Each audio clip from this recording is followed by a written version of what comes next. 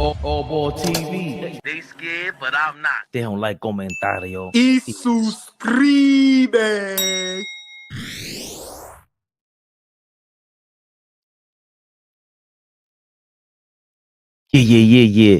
Yeah. I'm thinking y'all can hear me clearly. Who's in the building? 1 2 1 2 1 2. It's always great when you see a 1 show up. Because when it's a 0 up here, it gets even more lonely. Hold up, y'all know who it is.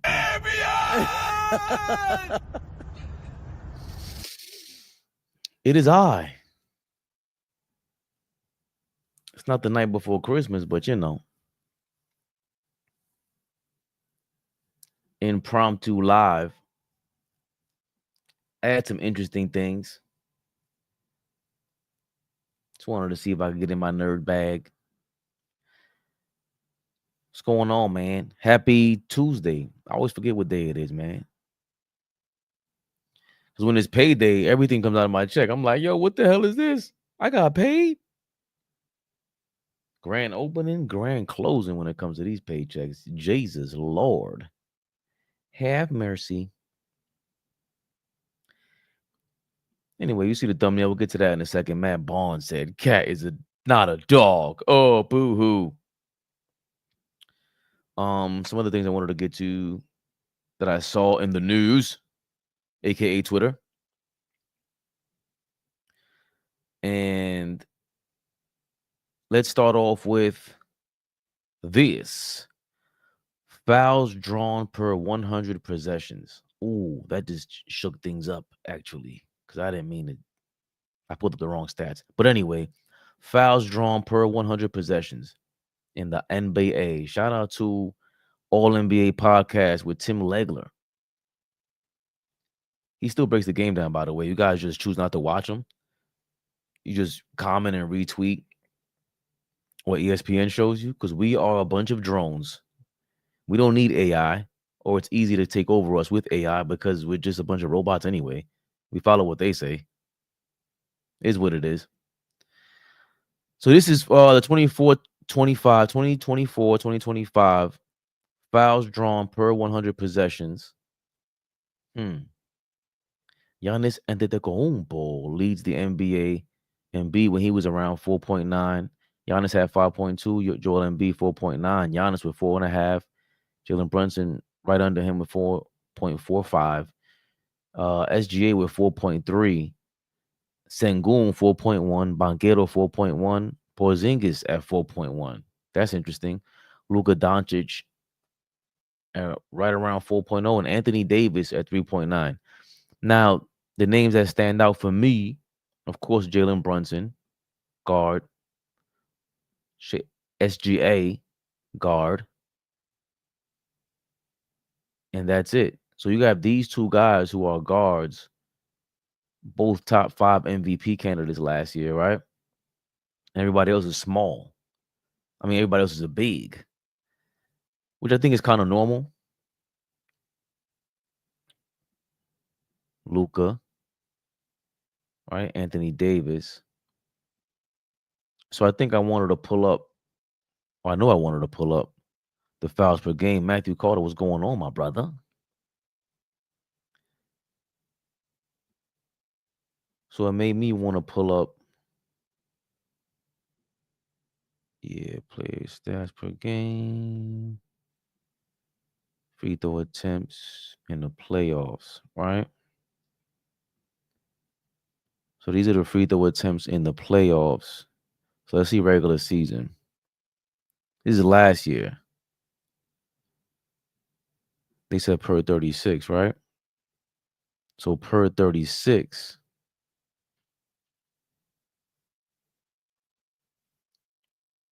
No, they said per 100, excuse me. Per 100 possessions, free throw attempts. So what the hell does that mean? That's when they confuse me with stuff. This is last season. So was it this year different? Let me see. 24-25. Per 100 possessions. 14.4. So what was that tweet about? All right, so they confused the hell out of me. Fouls drawn, pro-opponent possession. So I guess fouls drawn is different than free throw attempts. Let's see, fouls drawn. Miscellaneous stat.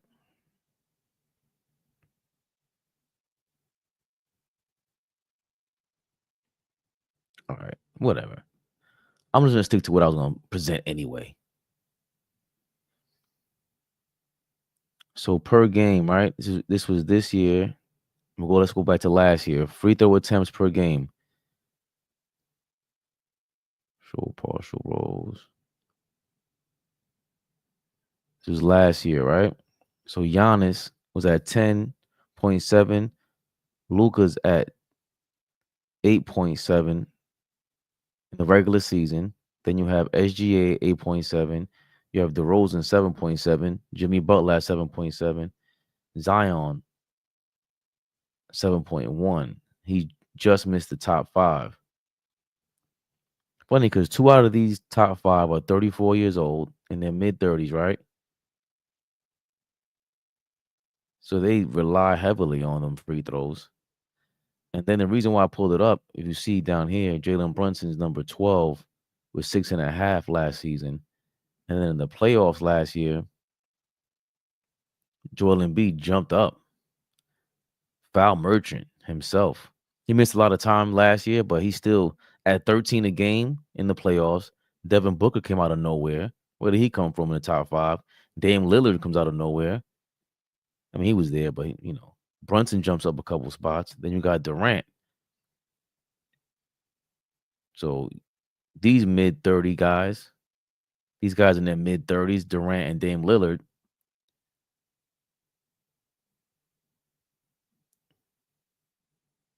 and I guess I say all that to say these are the guys that perform in the playoffs, right? Jalen Brunson's the only one that played 13 games in the top 5. And we go out to the top 10, Donovan Mitchell. Yeah, 1, 2, 3, 4, 5. So half 1, 2, 3, 4. Yeah, half the guys that had over 6.5 free throw attempts per game in the playoffs, the star players, their teams played more than 10 games. Only Luka and Jason Tatum made it to the finals, right?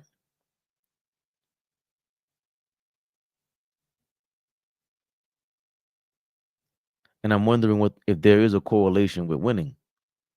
Because none of the guys in the top 5 made the finals. Booker, Embiid, Lillard, Brunson, and Durant. And if, in my opinion, only Embiid and Brunson at any point last season that I think they will make the championship. They play like they were on a championship level. And if you go round up the top 10, SGA, Tatum, Luka had a chance to make the finals before the playoffs started. So I guess it is a good thing to try to get in this range to have someone that can get you in foul trouble or get the other team in foul trouble. Angry casual fan, Brunson is a top 5 flopper. He's a top 2 flopper, bro. Top 5? He's the biggest flopper. Flea, what up? Hey, people. I'm not going to be as crazy as yesterday. Shaq got fouled 99 times out of 100 down the floor. Refs didn't call him, of course. The game would never end. That's my theory on this era, too, on Matt Carter. If they called every call, that's why they can't call travel. They can't call a carry because there's way too many perimeter players on the court right now. And if you start calling a carry and calling every call more strict on perimeter players, the game would never end. They would have to call it all the time. Lee's league in charge is drawn. He's second this year, Flea. The leader now is Kamara. Kamara's a league leader, if I'm not mistaken. Where is the? Oh, that's probably a hustle point. Hold on, is charges drawn? These are fouls drawn. I wonder where they get the fouls drawn stat from. They probably pay for that shit, and I ain't paying for that. Well, I might. Yo, Flea, we could pay for that now. I think we can afford some of those pennies. But I think there may be a correlation in that. And if we go back, let's see, it's 23, 24, then 2022, 23. I'll bring that back up. 2002, 2023. All right, Giannis. What year was that? The year Golden State won? Because last year, no, that's the year Denver won. So Giannis, Philly, Embiid. I don't know if they had a chance. That was with the Harden and Embiid year, right? Garbage.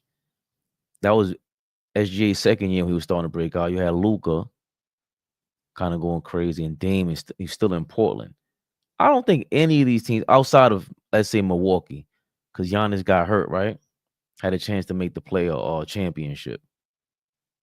Then we go to the playoffs. You had Embiid, Durant, Jimmy Butler, Ant-Man, and Trae Young. And Denver. Was that the year Denver won? Yeah, because that was the year after Golden State. So Jimmy Butler's the only one that went to the championship because he played 22 games, obviously. Duh. But where did Jimmy Butler finish in the regular season? Right? That's my thing.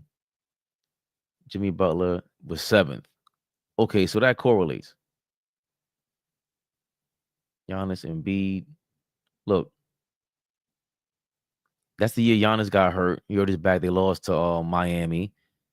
So he couldn't even, his back wasn't right, so he couldn't even get in the top 20.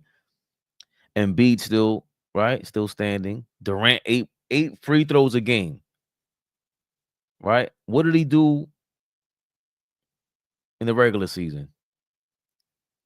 Where is Kevin Durant? Look, in the regular season. Doop doop boop doop doop doop doop doop doop doop doop doop. He can't be this low. He can't be this low.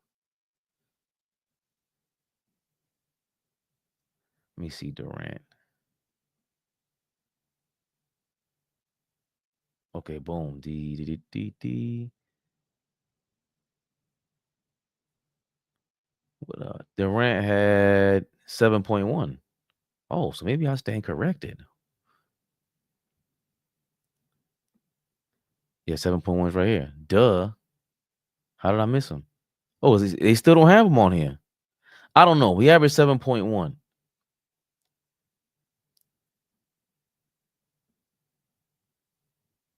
Kevin Durant averaged 7.1.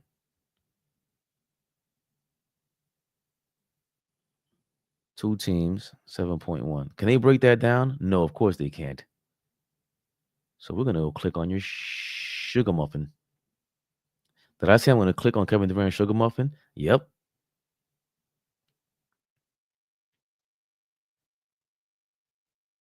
Was that last year?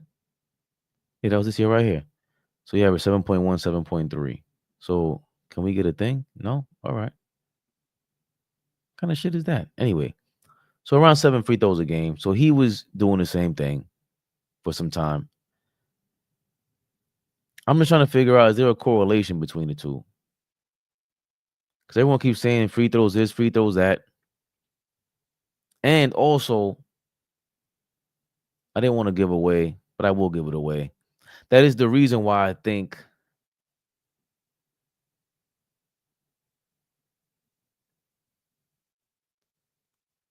is it on here? No. Boom.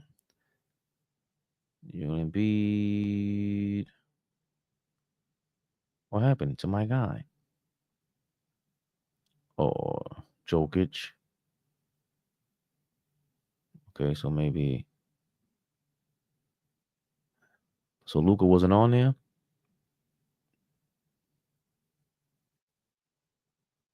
Luka, 7 free throws a game. I think that's the reason why the Lakers have a better chance of beating.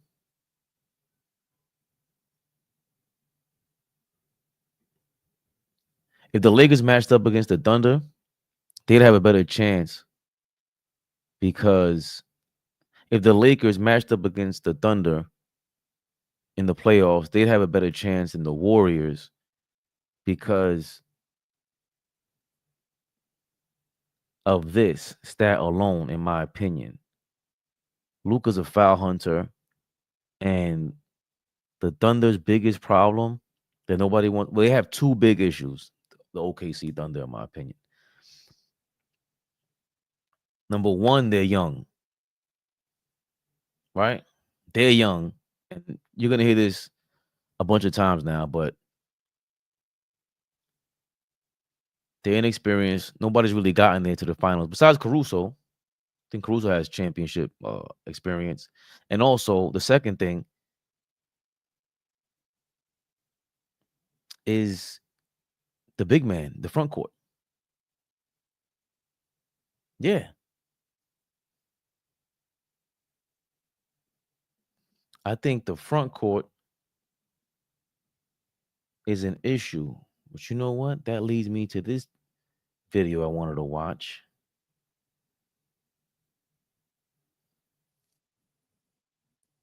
On OKC. Who is this? The Pickaside podcast?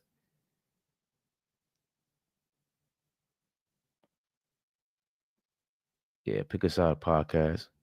Shout out to AllBall. He put me onto them because I really didn't care about them ever in my life. But I look at SGA material, and let's see what they had to say. Ty Black, what's going on? and what he did against the Pistons. No J-Dub, no Chet. He scores 48 points against the first-ranked defense since February 1st. I feel like that all but solidified his MVP case, and I've been trying to avoid this conversation all year long because I have a lot of respect for the all-time great guards. But where this season ranks amongst all-time great guards in the seasons that I've seen, the only guard that I think has had a better season than SGA this year, when you take into account the winning and both sides of the ball, have been Steph Curry. 2016 unanimous season Steph Curry. Isn't that like obvious to say? We didn't like that was a hot take.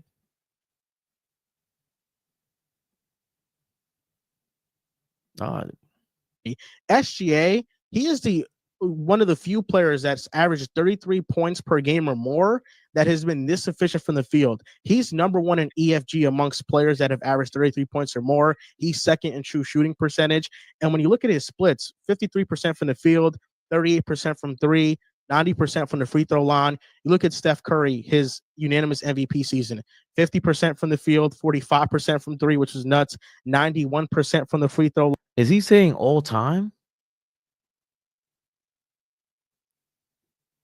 Is he saying all time? Both sides of the ball? I think the obvious choice is we know who the obvious choice is both sides of the ball as a guard. Let me rewind it real quick. Throw line and both sides of the ball have been Steph Curry. 2016 unanimous season. I look at SGA and what he did against the Pistons. No J-Dub, no Chet. He scores 48 points against the first-ranked defense since February 1st. I feel like that all but solidified his MVP case, and I've been trying to avoid this conversation all year long because I have a lot of respect for the all-time great guards. But where this season ranks amongst all-time great guards in the seasons that I've seen, nah, come on, man. The only guard that I think has had a better season than SGA this year, when you take into account the winning and both sides of the ball, have been Steph Curry. Okay, so he did say that, but whatever. I get it. The only guards that he's seen, all right, cool. I like that he said that because we know Jordan had a better year, but it is historical what SGA is doing, especially with them winning. I guess what he did with the Pistons. They were flabbergasted. They're not gonna earn those calls yet. I don't know what Bickerstaff was complaining about, bro. They're number one team. Like you're fighting to be get home court advantage. But I think the Thunder are 7-4 when Chet and Holmgren don't play, and that's not counting the game that Chet got hurt in against Phoenix. They will be 7-5. So, can I look up their their rating. How do you do that? I don't want to look it up, but I know it's not great. He's gonna go on to say something like that, like they have their rating. Oh yeah, right. That's what I wanted to I know. look at SGA and what he did against J-Dub, no Chet. He scores 48 points against the first ranked Is him trying to be slick about the Thunder record. great guards in the seasons that I've seen.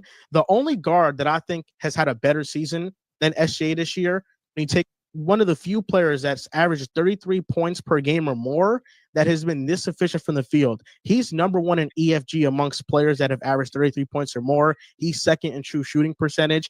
And when you look at his splits, 53% from the field, 38% from the season, 50% from the field. For 30, SGA is at 33-6. Curry that year was at 66.9%. He's averaging the most points. He's averaging 35 points on and off numbers before, but they've gotten even more ridiculous. SGA on the court without J-Dub or Chet, they have a 131 offensive rating. That's 100th percentile. There's no offense better. 106.7 defensive rating. That's 96 percentile. And they have a plus 25.2 point differential, which is 100 percentile. And this is in over 1,500 possessions.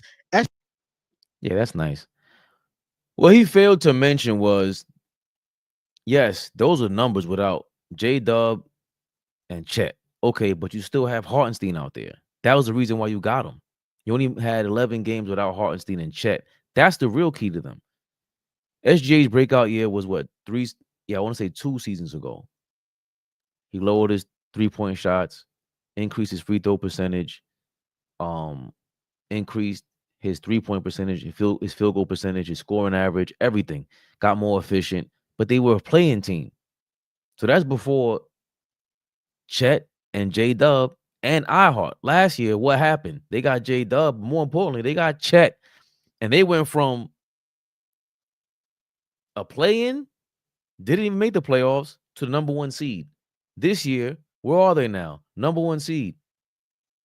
They added iHeart to platoon Chet. So that's the thing about the Joker versus SGA thing that I'm still caught up in. I understand that SGA is putting up great numbers, and traditionally, like the NBA would say, best record, but that hasn't worked out. They've been flip-flopping. Joker won an MVP award with the 6th seed. So the media, everybody I think is up in a tizzy because it's social media. Nobody wants to be wrong, and these people don't even put their votes out there. I always credit Zach Lowe. Zach Lowe, the former ESPN employee, took him to the bank. Used to work for New York Times, Grantland, and all that. He rescinded his MVP vote because he said he didn't want to be responsible for somebody not making $200 million by not winning an MVP award, All-NBA award. So for me, at least Zach Lowe will sit there and defend his vote. The other guys, the media members, these are not real journalists. Like Stephen A. Smith is no longer a real journalist. Kendrick Perkins spent an entire 2 years on television saying how much he hates Joker and how much he's just stat padding. Meanwhile, Joker just going out there setting records. Not to say he couldn't, he deserved it with the 6th seed. I'm just saying, if you're that biased, how hard is it going to be to twist your opinion? This year is going to be tough because the Nuggets are fighting for the 2nd seed right now, which is way better than a 6th seed. And he's doing it with a less team. They lost KCP. They lost Bruce Brown. They have lesser pieces. People point to Jamal Murray, but he's mad inconsistent. OKC's lineup is not that inconsistent. They've been doing this for 2-3 years now with the same coaching staff. J-Dub is missed some games recently. Chet, we know he missed significant time. And Hartenstein being there, those are key pieces. But you have Caruso, Dort, Kasson Wallace, who's all over the place with hustle plays, hustle stats. Isaiah Joe can shoot the shot of that rock. They have so many pieces that SJ can work with because it's not like he's locked down Kawhi. That was the other thing about his tidbit where he was saying the greatest two-way performance ever by shooting guard. Impossible. He's never going to be up for Defensive Player of the Year. And we know who got Defensive Player of the Year and was up for it. I ain't gonna mention his name, but it's not to say SJ doesn't deserve it. He keeps putting on performances that will be like, damn, he's making me eat my words. I'm not gonna lie to y'all. He is. But OKC has big problems on their hands in the playoffs if it comes to the Lakers, and they can really try to get Chet and iHeart in foul trouble. Because then what? If you lose Chet or iHeart, if one of them isn't healthy, and then you put one of them in foul trouble, now OKC is looking like they were 2-3 years ago. Let's get to some of these comments. Joker's first MVP was Giannis fatigue. Could be. Oh, La Turia. How you doing? I stopped listening to the dude the minute I saw his haircut. Hey, let's not judge. I have a hat on for a reason. Question: can OKC do it in the playoffs? We about to find out. OKC, Cavs, and the Knicks have to prove themselves in the playoffs. The Knicks have to prove themselves in the regular season, man. Why are we listening to a bunch of dudes from the Silicon Valley talk basketball? I don't know. But that's a great transition. That's a great transition, Fish. Thank you for joining me. Silicon Valley. A lot has been made with Silicon Valley and AI in particular, right? And this guy has been known to ruin basketball, modern day basketball.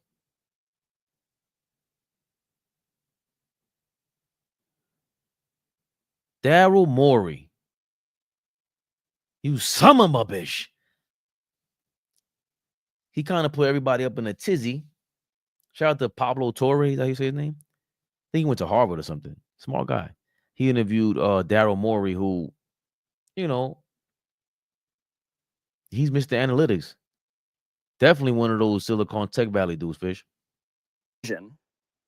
And insert your favorite Sixers decision here. Are you asking an LLM for their input?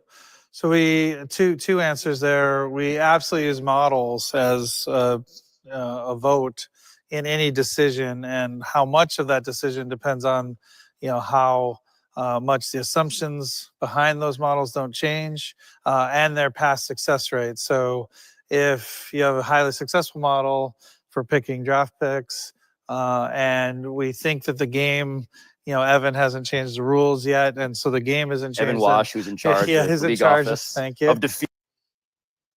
I hate the way he talks. Like, why does he talk like his jaws can't move? Look, is he touching a button on the side of his face to recharge? What do they call him? Dork Elvis? Why? Yo, man, if my hairline gets like that, y'all, you gotta tell me to take it to Turkey, or just leave the hat on, brother. Feeding you? Yes. Then the models get a lot of weight in those decisions. It turns out LLMs do fairly well at prediction. They still are not beating human, like super forecasters are called, like in Human Judgment Project talks about it. But they do add signal over just scouts and things like that. So we'll treat them almost like one scout. Now over time, if it's shown that they have a better track record than scouts, we might weight the LLMs or use multiple LLMs as one or two votes out of the process. So it turns out I'm building on a lot of things that Sentinel knows, and that multi-model approaches can put you more on the decision frontier, the optimal decision frontier. And when I say that carefully, you get very similar multiple decision accuracy with lower risk by using multi-model approaches. And so get the fuck out. Daryl Morey, you used AI to come up with an algorithm that will lower the risk, and then you sign Paul George next to play with Joel Embiid?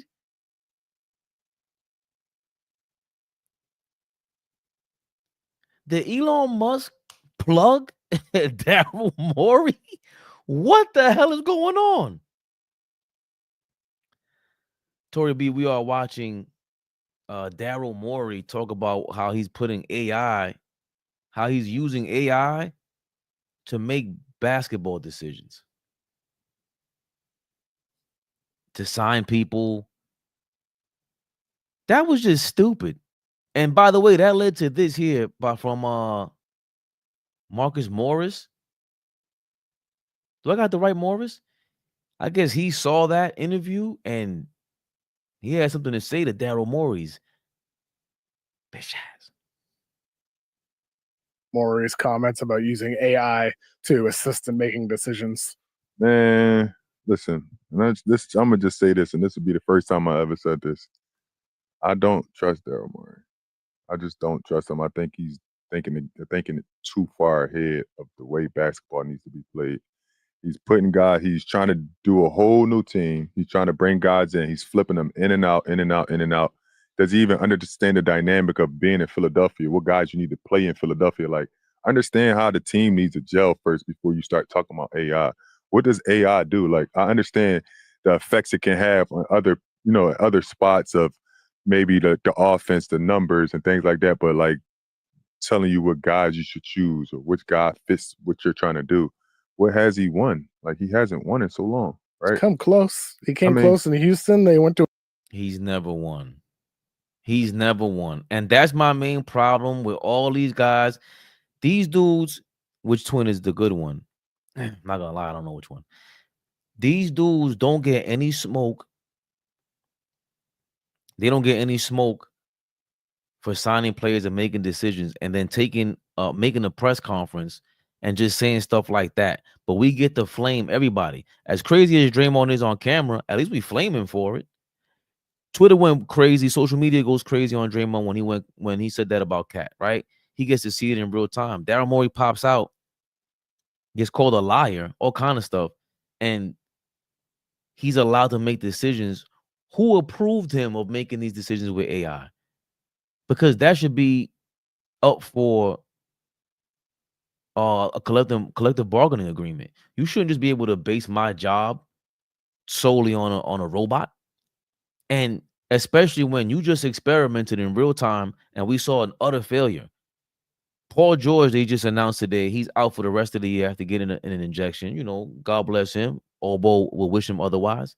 And B ruled out for the rest of the year. They allowed him to play the Olympics. What part of AI allowed you to allow Joel Embiid to play the Olympics and try to play an 82-game season? Then you start the season and say, he's not going to play every other game.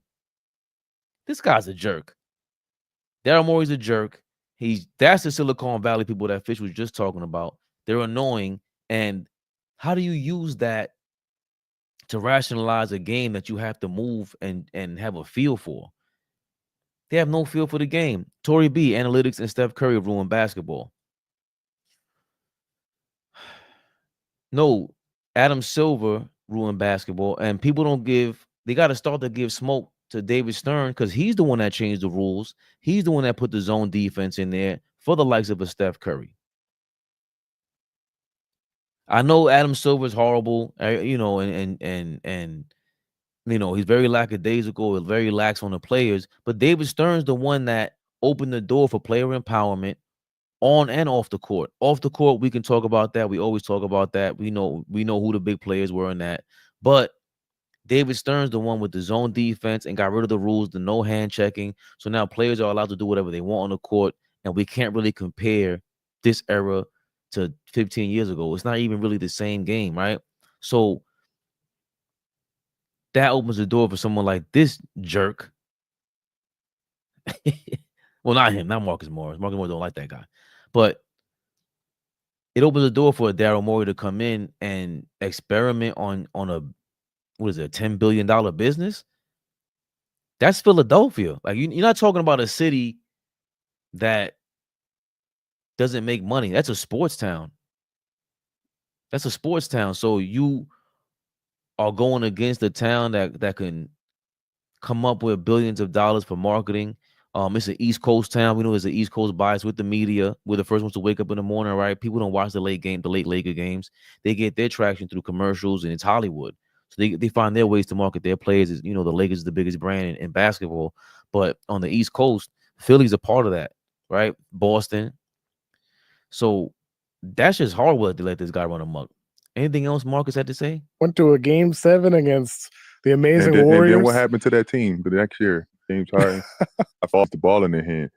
Why is that the first guy that you go get, right? Like, how did you come up with picking a team? Why do you want to start a brand new team and try to win a championship? I haven't seen any team that has 10 new guys be really good the following year. I don't even know if any team has ever done that. Well, I mean, all the super teams. That's really what it is. It's all the super teams. So he's wrong about that. I don't know where he's going with that. Because all the super teams were really good. The next year. I think Philly would have been really good, but they would have flamed out. They didn't fit together, in my opinion. They were all ball dominant. Miami was ball dominant. It's just LeBron. I don't care what era it's in. If Kareem decided to go join Moses Malone or something like that in 1978, it's a super team and they would wax everybody. So it doesn't matter what greatest players of what era are going to play, they're going to go crazy. So I disagree with that part, but it doesn't take a computer to figure that out. That's the other dumb shit. It took you an algorithm to figure out, hey, look, these are the top 3 players in the game. I'm going to go sign them. Someone one time said that I'm so smart, I'm stupid. And I almost backsmacked them, but I digress. What's next on the agenda, man? Knicks are 10-1 when Mikal Bridges scores 25 points. Shout out to my guy, Tommy Beer, man. I'm trying to do this in real time. Tommy Beer with a dope stat. Knicks are 10-1 when Mikal Bridges scores more than 25 points. Right? Let's see. If I could look up Mikal Bridges' best games, right? Mikal Bridges. When did he score 25 points? Oh, I spelled his name right. Come on, man. Give me some props. Yeah. Okay, boom. Points. So that's from, he has 11 games. Yep. And we have 41 against San Antonio. I'll hook that up for you guys.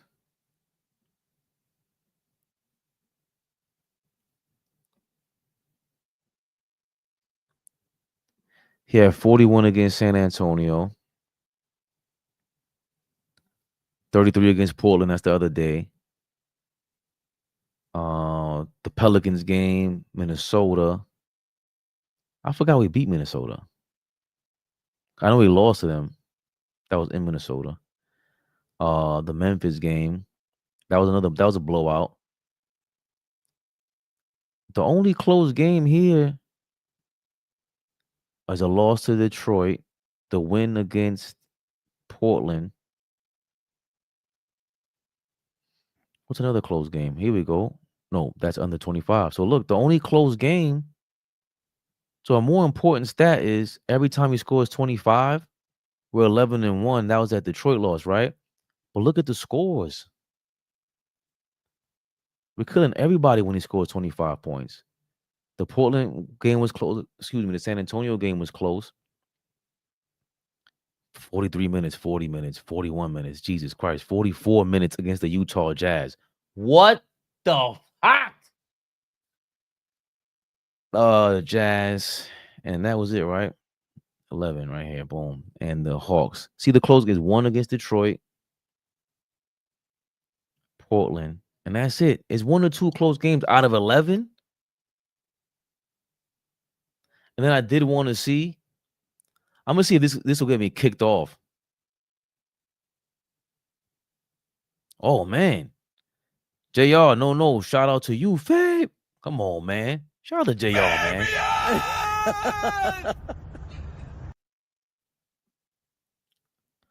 No, it didn't. The All-Star AS chip was big name players.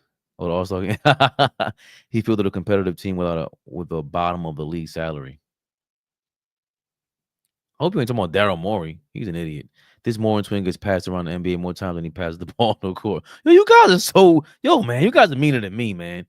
Lewisty, really, how's that working for Billy Bean analytics with baseball knowledge? Oh, you guys are going back and forth on there. Okay.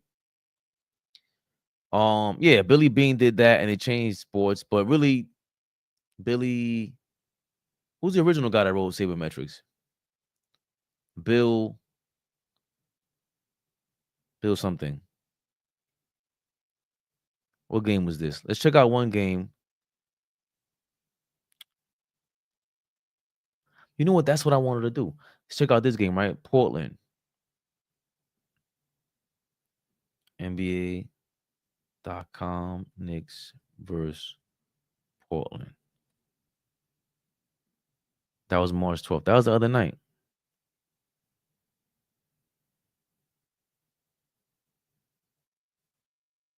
Bridges.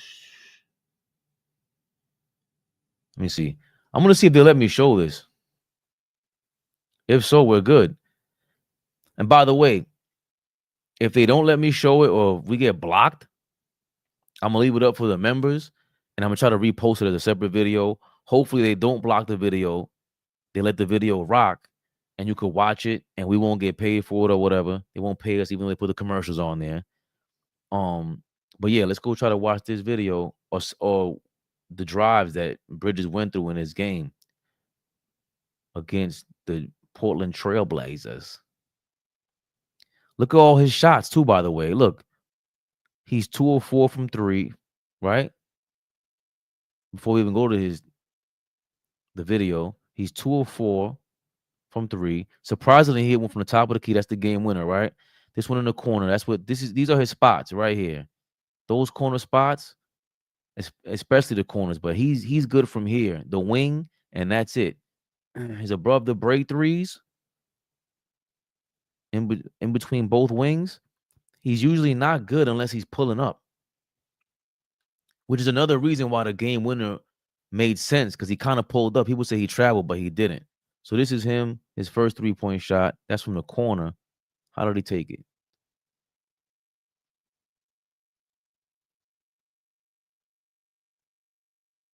That's Anunoby. Oh, that's the corner? Boom, that's from the wing. Okay, so that was a catch and shoot. What's the next one? Running layup. Okay, look, running layup. Who's in there? Is Klingon in there? Look, Klingon's at the top of the key. He was aggressive. Look, that's Kamara, I think. He's way too far in. And I think that's, I forgot to say my man's name. Adajiva. But look what the aggression gets him. When does he play aggressive like this? Because look, okay, you missed, but who cares? You missed, but Kamara took a step back out of bounds.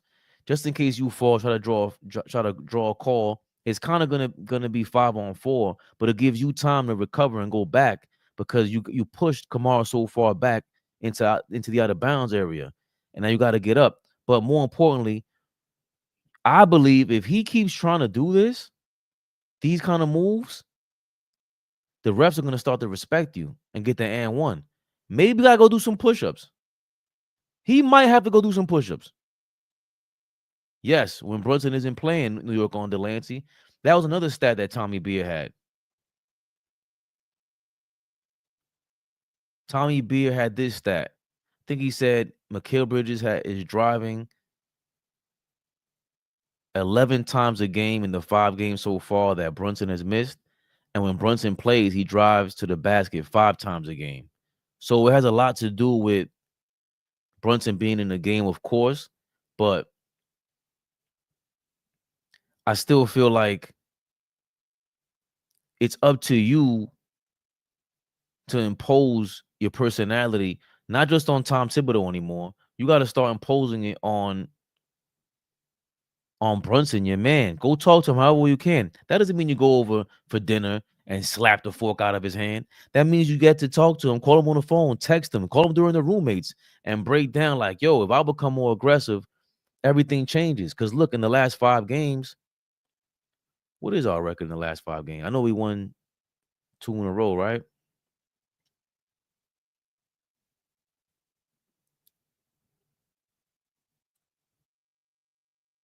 Knicks are no 1. I'm bugging. We lost against the Warriors, but in our last 10 we're 6-4. So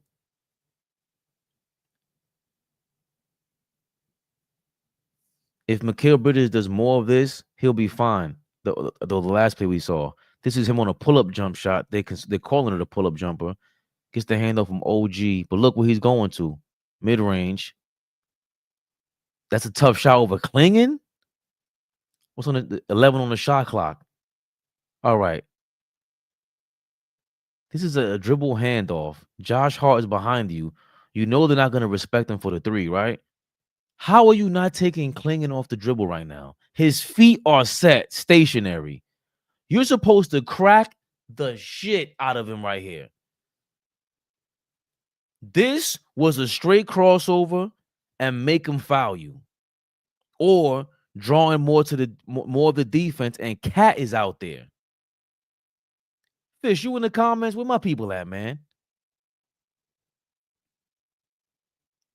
There's no way you could actually let Klingen off the hook. You're doing him a favor because his feet are set. He's done. Once his feet are planted like that, where is he gonna go? He saw you pull up. It's a wrap. Look, that one dribble, you step in. Your left hand goes up, you're covering the ball. That's tough, man. That should have been a hesitation dribble. Jump shot. Let's see where this one's at. From 11 feet. So he got 4 points. What was his first point scored? Free throws?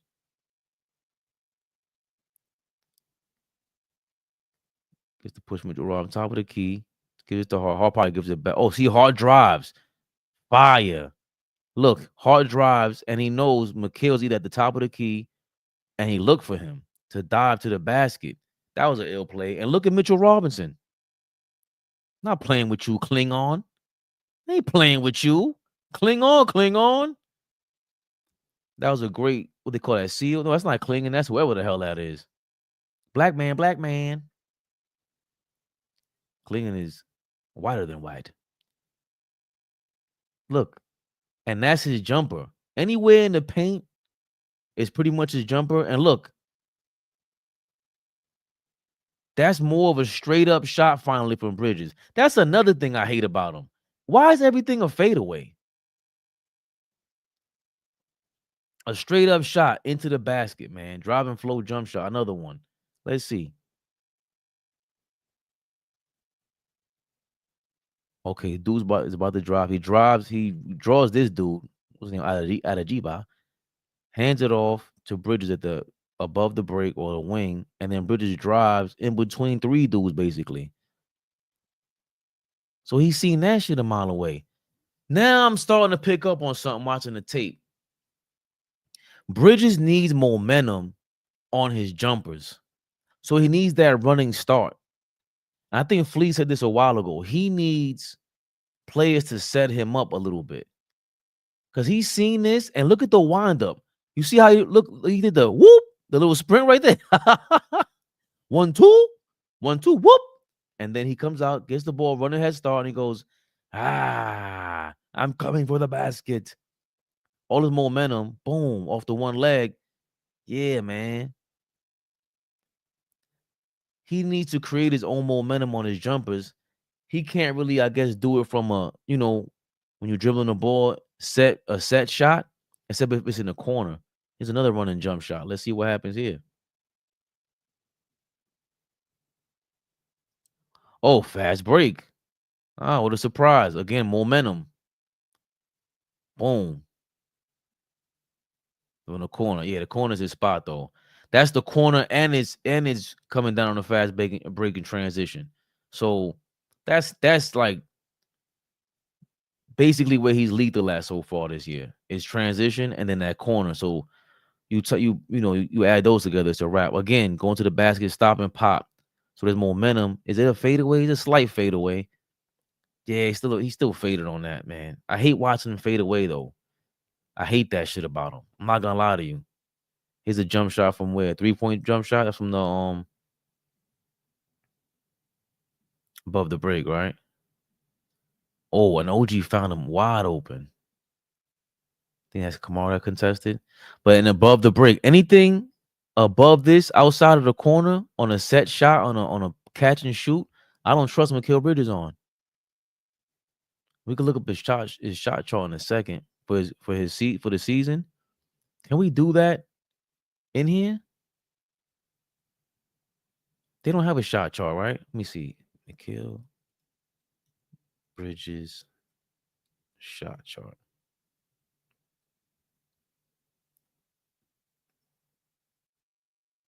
Y'all can see that, right? I like the fadeaway nostalgic, but only in the paint. But and then Vince Carter used to do a lot of fadeaways, and I used to hate that shit. To my point, they play tougher in the West, so you're used to that temperature. The East, they need to worry about outplaying the Celtics second round. I mean, Cleveland passes the ball. Cleveland Cleveland has way more playmakers. All they need is Donovan Mitchell and Garland, and they can make something happen on every possession.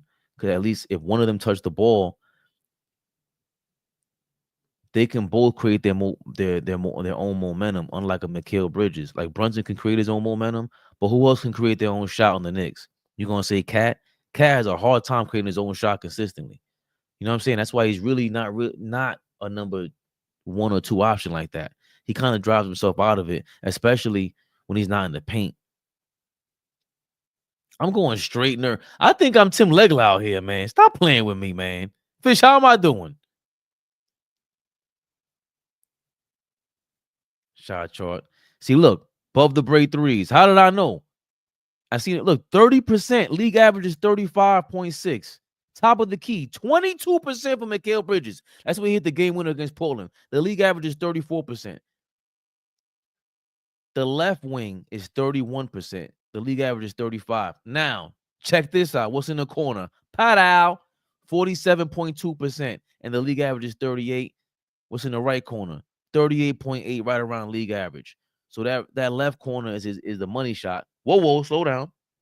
And then in the paint, mid-range, he got 48%, league average is 43%. And then he's doing really well. He's doing really well from those 8 to 10 footers. Okay. Most of his shots are coming from the right side, right? 90, 108, over here, 79, 85. So most of his shots come from the right side of the court. OG's probably on the left side of the court. Let's see. Can I get this right? OG. I don't even want to look up Josh Hart's shot chart. I'll probably throw up on camera this season. So look, 72, 55. Look, 104, 91. And look, he's shooting below average from the right corner. He's shooting below average from both corners, OG. OG spots are on the wing. Little over league average, 38. League average 35 on the right wing. Top of the key, kind of is below average. That left wing is his spot. He only got 55 shots from there. So that means they're chasing him off of there. He has to start operating from there or decoying like he's going to shoot from there against the defenses. Look, barely any mid-range shots. I'm going to go finish. What is his field goal percentage? He's 61% inside the paint. I'm shocked. He is butter fingers. I'm shocked by that. Damn, don't Tracy Morgan on camera. Never. How long is Brunson scheduled to be out? To the playoffs, man. Damn near the playoffs. They're saying 4 more weeks at least. That's kind of crazy. Anyway, I wanted to go through that because Tommy Beard did his thing with that stat. Made me go on a binge watch. Brooklyn Knicks fan. Towns is good, not great. I agree. It's more to do with his motor. Anyway, let's get to it. Let's get to the thumbnail.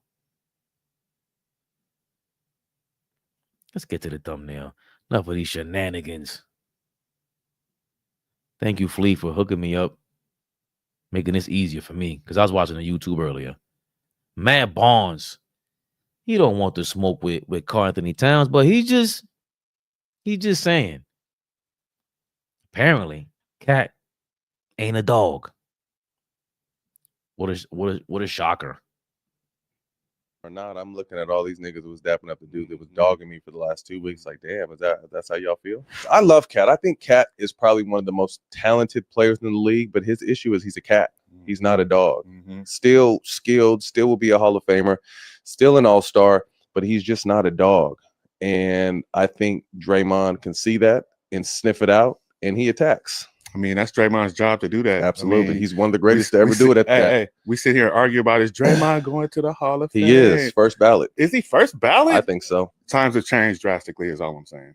Dre, I fuck with you. I don't want to hear no shit later on. You my dog. Because he's someone that'll slap you too. Hey, I'm not trying to fight with Draymond. So it's all you good. better grow your you better grow your beard out if you're talking shit about him. Obviously, Draymond has smoke with Cat. New York loses. Cat heads to the locker room. And then you see a bunch of his teammates dapping up Draymond. What does that tell you if you see something like that? This league is soft and it's changed. And I got to see you in the locker room about it. Like, you think Pat Riley and all that is going for all of that shit from back in the day? No. You know, I was someone who lost probably $600,000 worth of shit for taking up for my teammates. Yeah. Oh, now you want to go on camera and go, oh my God. You know, so if someone has smoke with my teammate and there's real smoke, it's smoke. Period. What that tells me is, like, are they really riding with Cat like that? Like, if someone is dogging Cat and then after the game, the person that's dogging. Did I just watch that already? Listen, man. Matt Barnes, thanks for coming to the party. Very late. It's almost over. I hate that whole phrase. He's not a dog. That's so stupid. Yeah, but Tory Laturia, come on, man. Cat's not, he isn't a dog, but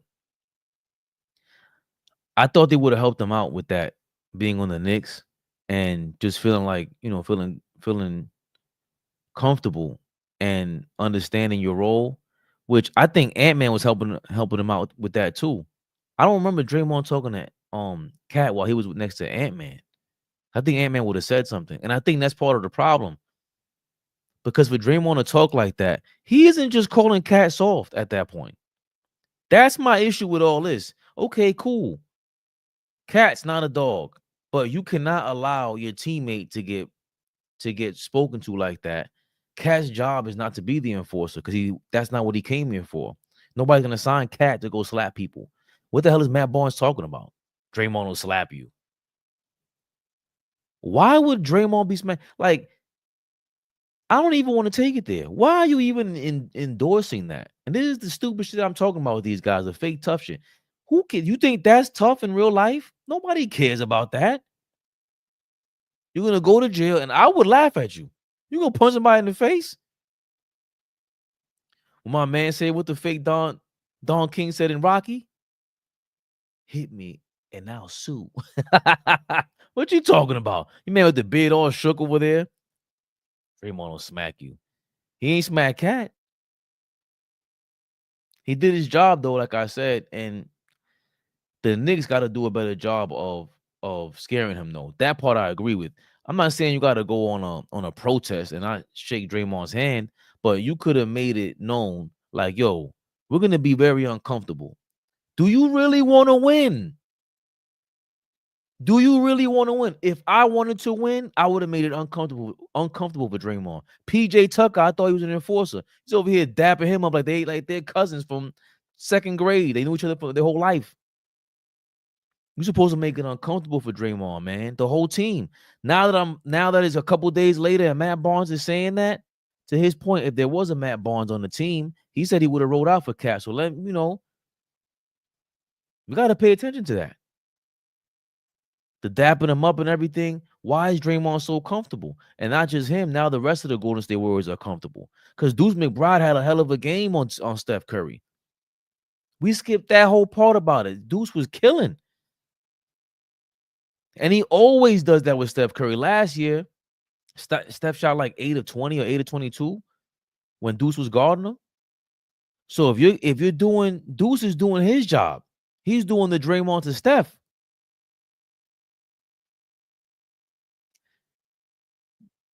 I don't want to hear nothing from Mikal Bridges anymore, nothing from Josh Hart, nothing from nobody, because none of you guys are going to protest against Tibbs, against Leon Rose, against nobody.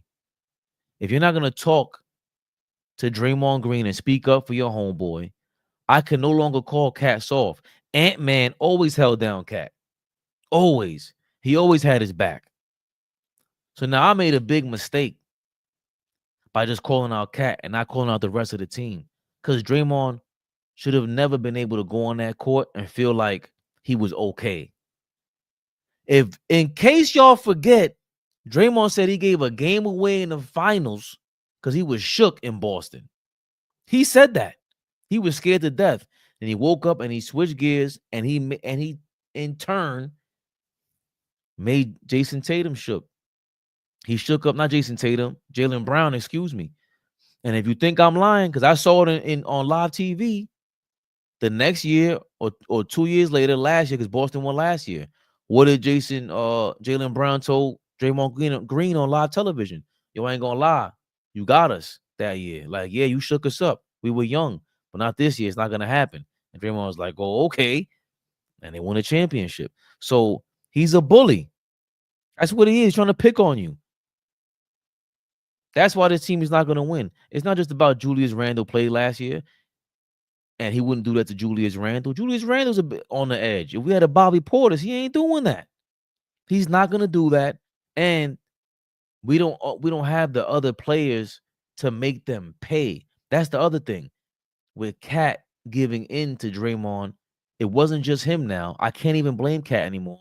All of them gave in to Draymond Green because nobody went in there and pushed Draymond and started something with him.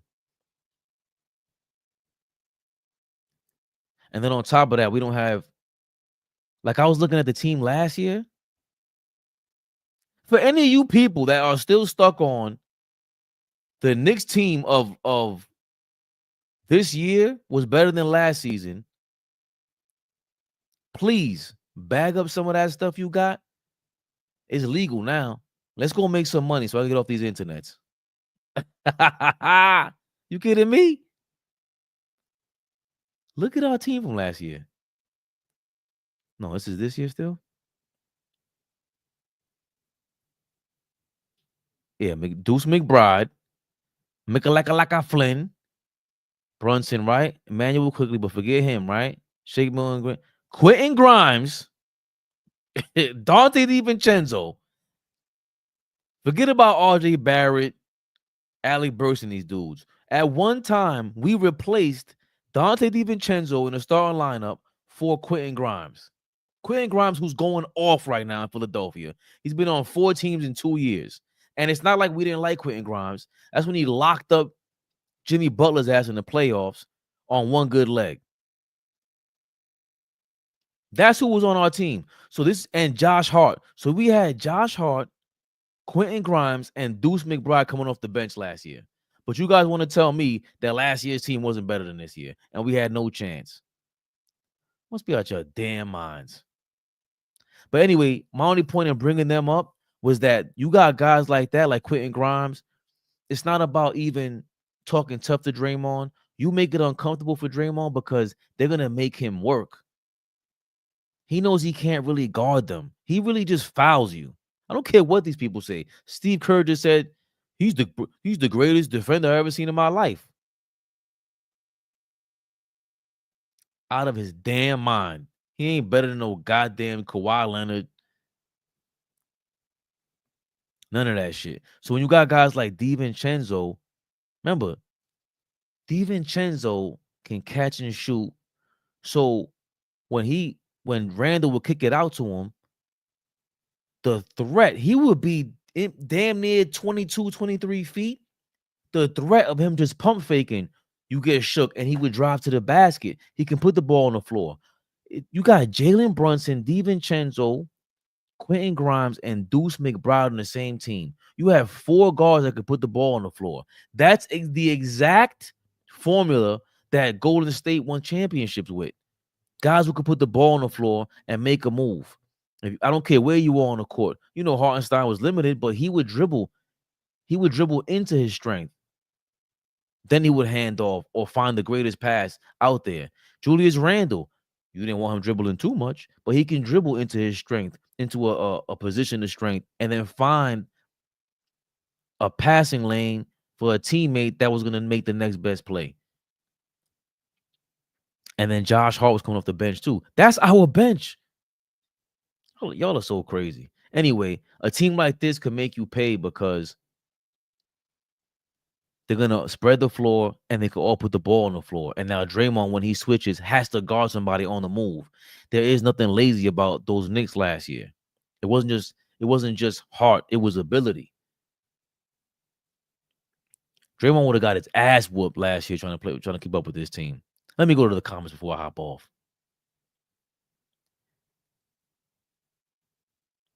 What did Laturia say? Listen, the entire Knicks squad are squares.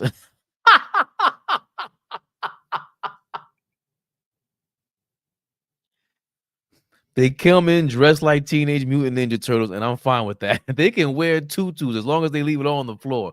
Yes, Laturia. Yeah, but last year they were squares too, man. People say that about Cat, but hop on his what when he goes off? Whoa, slow down, Delancey. As a teammate, I'm not dapping Green, and I'm making it tough for his teammates to be comfortable to dap him. You got beef with my teammate, F you, B. That's just not who they are. That's true. We have to be okay with that. I'm not okay with it because they're not making him think. Like they're allowing him to bully him, and we don't. You know what it is too, Laturia. Let's be real now.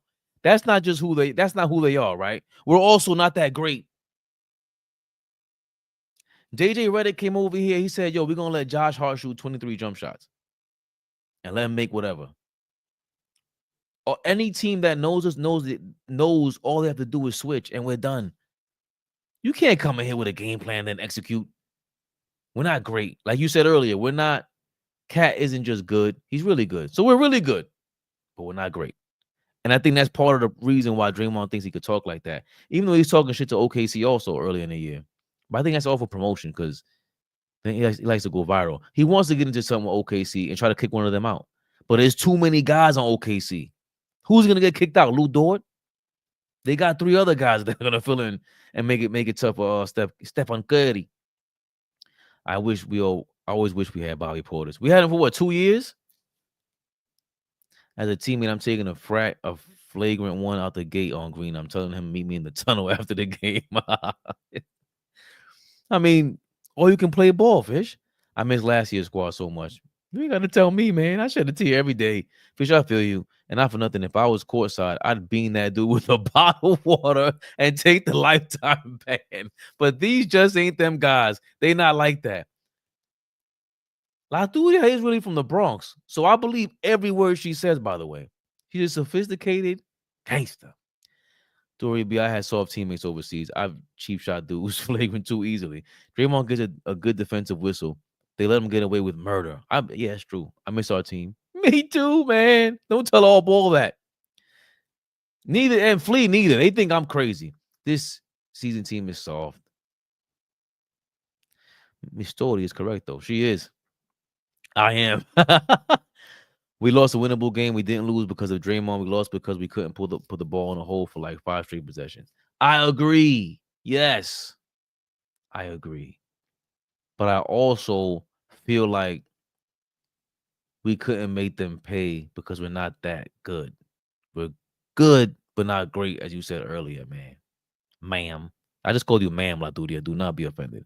Cat is lazy as F and soft. He gives up on defense, not a fighter. He don't belong in New York. Jesus Christ, calm down. I said the same thing in August, though. I mean, I'm not gonna lie. I didn't want him here, man. Mino B, that's not accurate, but go off. Laturia is so humble and welcoming at the same time. She's a polite,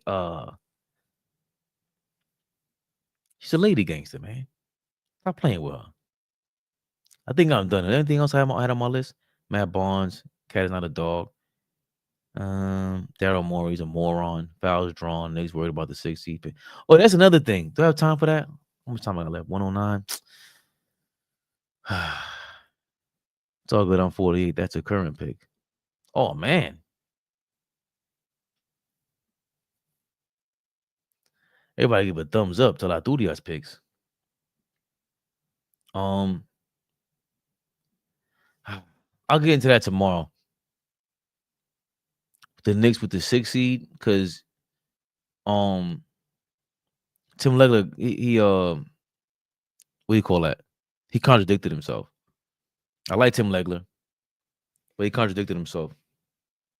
Big Fish. Thank you, Fish. Thanks for all of you guys showing up, helping me not be lonely online. You know who I be. What?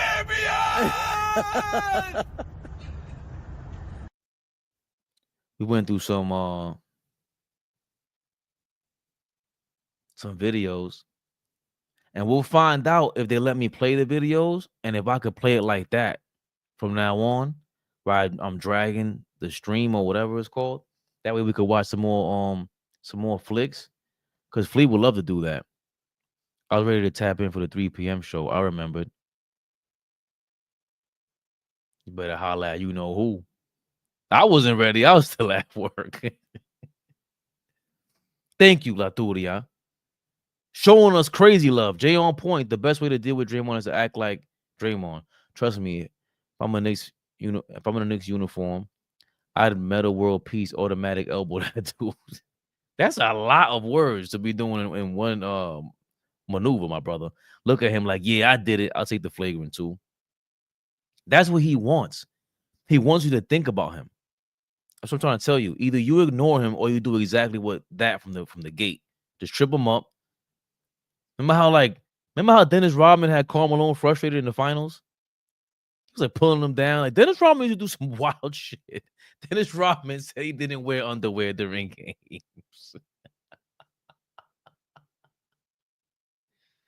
And Iverson said he didn't wear deodorant. That's some nasty shit, AI.